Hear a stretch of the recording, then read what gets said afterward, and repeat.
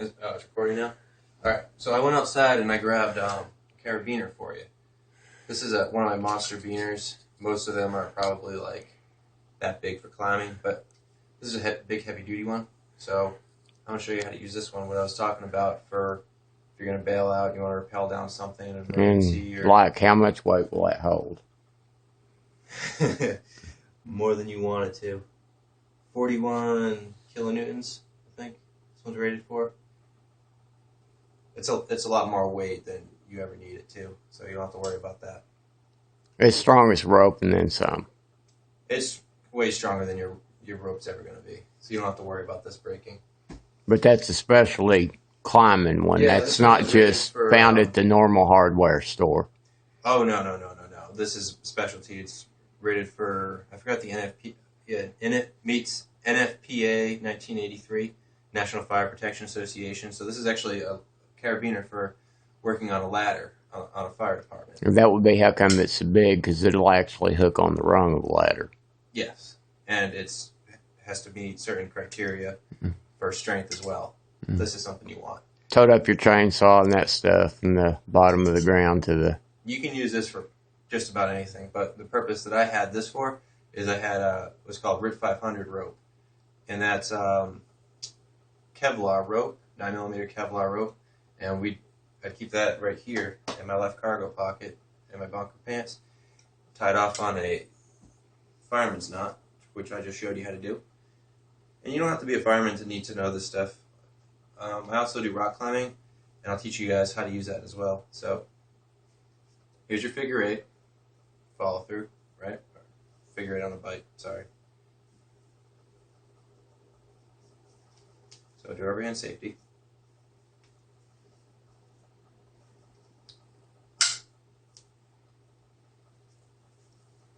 Get a good view of that?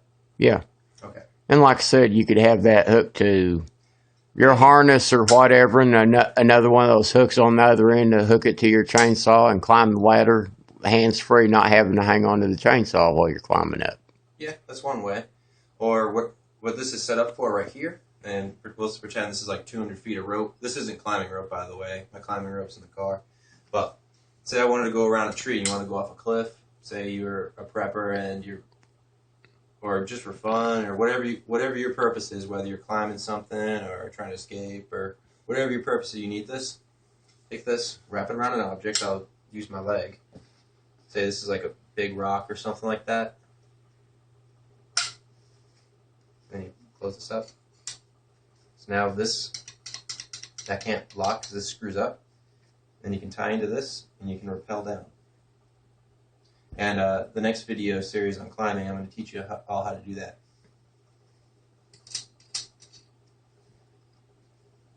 I'm going to get into some working loads as well in a second.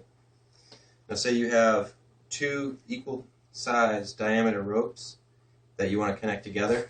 Say you want to tie a figure eight, this knot right here. Remember this figure eight on a bike?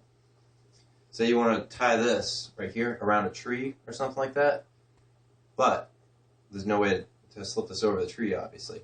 So there's another option, figure eight follow through. And you also use this knot for tying into your harness, which I'll show you in the next climbing video. So what you're going to do, you're going to do your figure eight right here. And take the other end. And this is why it's called a follow through knot. We'll go around your leg there is the tree. Oh, okay.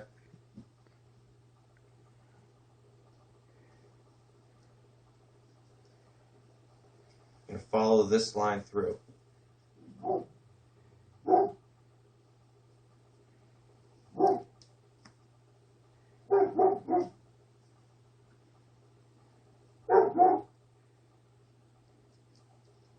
Pretty simple. You don't want to cross any of the lines. And before you do any high-risk activities, always consult with a local expert. So this is for educational purposes only. That's how you do that. And this would be the line going out. Now, to get it away from the life safety knots for a bit, I'm going to show you some working knots. Teach you how to do the square knot. Sailors used to use this knot because to see if anyone's gone in their bag, to know someone's gone in their bag, because no one knows how to tie it properly. So I'll do the knot real fast. That's a square knot. What it is 2 loops inside of a loop. I'm going to come forward and give you a better visual of this. Whoa. Can you see that? Yeah. Okay. So there's 2 loops inside of a loop like this. Another way to do this that I learned is just muscle memory. So left first, right over. Now with your left hand, lift this one up, go over top, and then pull it through like that. So it's on the inside. The only way to do it is just to fiddle with it. Yeah, and you showed me the other day we were horsing around, and if you do it wrong, basically you come up with a granny knot, give or take. I got to think about how to do it wrong. Okay, so that's the wrong way. And obviously it doesn't look smooth and pull down. Yeah, it doesn't work that great. Sure enough, it attaches 2 ends of ropes, but yeah, but it's not really that strong, and you can tell someone screwed with it. And you'll get to doing this in your sleep. You just gotta practice with it. Watching TV, just tie the ropes with gloves on, tie it behind your back. And eventually, it'll just be muscle memory after a while, and you have to look at it. See, square knot. I want to teach you how to do a clove hitch next. There's 2 different ways how to tie clove hitch. There's an open clove hitch and a closed clove hitch. So an open clove hitch is kind of like this, and you're gonna slip it over something like a bottle. I'll use my leg. yeah, it'll work.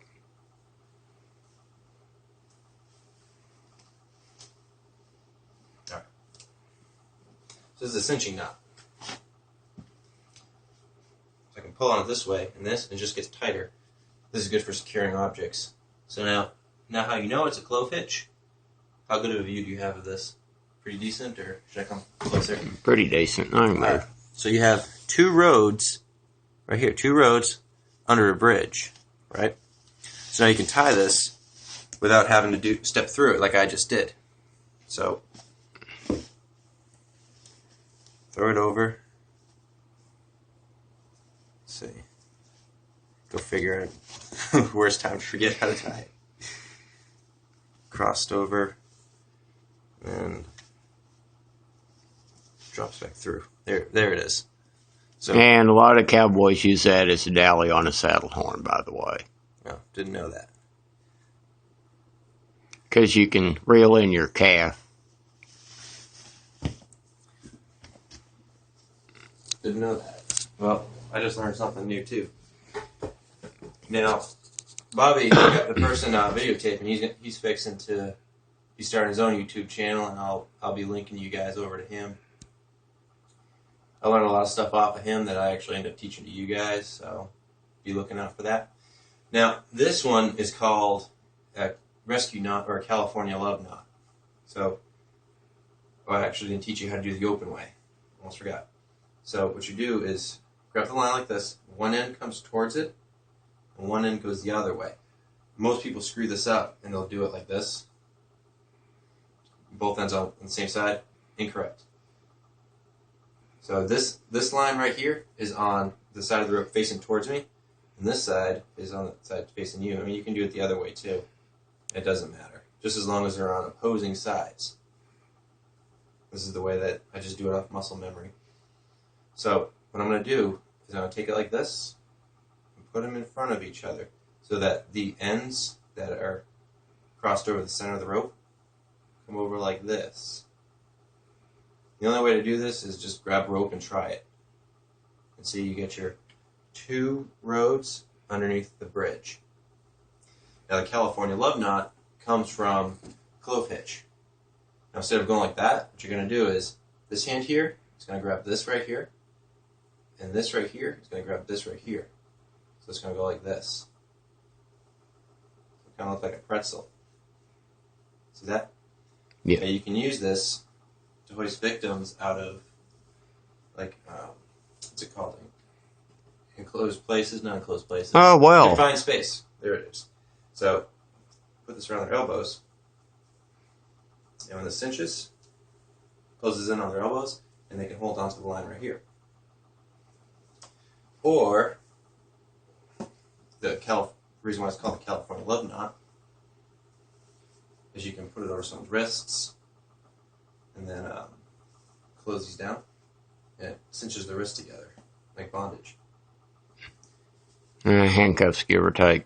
Yeah, or handcuffs. And the cool thing about it is when you pull like this, Evidence all disappears. Whoops. Oops, it's supposed to all disappear, just like that. Yeah. See? It all disappears. Yeah. Any other knots? Well, I could go over the sheet bend, but it's basically just a modified, it's just a different way of tying a square knot. So say you have a larger diameter rope to a smaller diameter rope. Well, do you need a different rope size or a color or something to make that? Well, I think another video would be good for the sheet bend. So when I have more materials, I can show you guys the sheet bend. Mm. But can you pause for a second? Because the next video I'm going to show you guys, not yet. Is it still recording? All right, the next video I'm going to show you is me actually rock climbing from this past weekend to show you everything put together. What's that jumped up there beside you? Is there any way to restrain it with a rope? Yes, it's called a noose. Oh, well,